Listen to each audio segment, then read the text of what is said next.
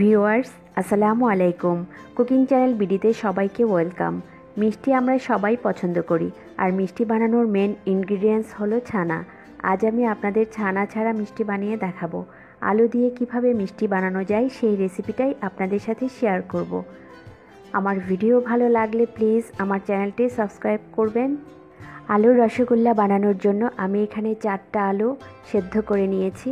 আর আলুগুলো সেদ্ধ করার সময় কিন্তু খুব বেশি নরম করে সেদ্ধ করা যাবে না, একটু শক্ত থাকবে। আর আলুগুলো সেদ্ধ করে আমি খোসা ছাড়িয়ে নিয়েছি।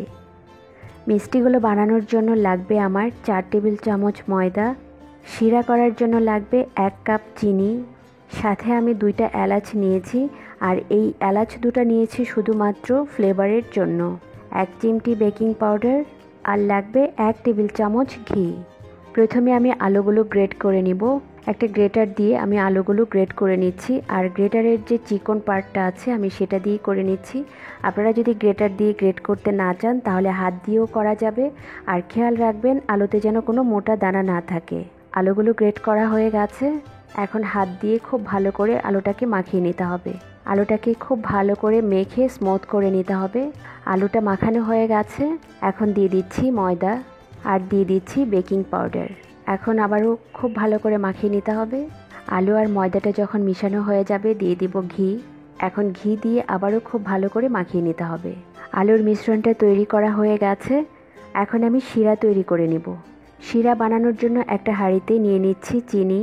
1 কাপ চিনির জন্য এখানে আমি 2 কাপ পানি দিয়ে দিচ্ছি। আর দিয়ে দিচ্ছি 2টা এলাচ। একটা হাতে দিয়ে নেড়ে দিচ্ছি আর চিনিটা গলা পর্যন্ত একটু অপেক্ষা করছি। এখানে চিনির শিরাটা কিন্তু ঘন হবে না, পাতলা শিরা হবে। শিরাটা বলক আসার পরে আমি 2-3 মিনিটের মতো জাল করে নিব।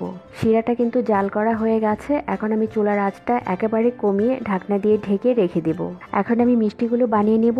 আর মিষ্টিগুলো বানানোর আগে হাতে একটু তেল মাখিয়ে নিচ্ছি, আলুটা যেন হাতে লেগে না যায়। এখন পরিমাণ মতো আলুর মিশ্রণ হাতে নিয়ে এভাবে একটু চেপে চেপে গোল করে নিতে হবে। আর একটু সুন্দর শেপ দেওয়ার জন্য এভাবে 2 হাত দিয়ে গোল করে নিতে হবে। হয়ে গেছে। আর মিষ্টিগুলো কিন্তু এখানে খুব বেশি বড় হবে না, আবার ছোট হবে না। আমি একটা প্লেটে রেখে দিচ্ছি। আমি আরেকটা মিষ্টি বানিয়ে নিচ্ছি।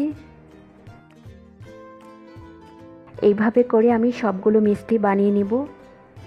এখানে আমার সবগুলো মিষ্টি বানানো হয়ে গেছে। এখন আমি আলুর এই বলগুলো ডুবো তেলে ভেজে নিব।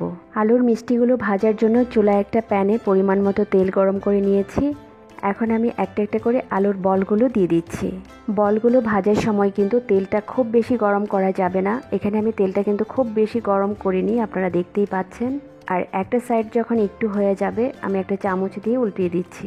একটু সাবধানে করবেন, নয়তো ভেঙে যেতে পারে। আমি হালকা হাতে বলগুলো উল্টিয়ে দিচ্ছি। আমি বলগুলো আবারও উল্টিয়ে দিচ্ছি। একটু ব্রাউন কালার করে ভেজে নেব। সুন্দর একটা কালার চলে এসছে।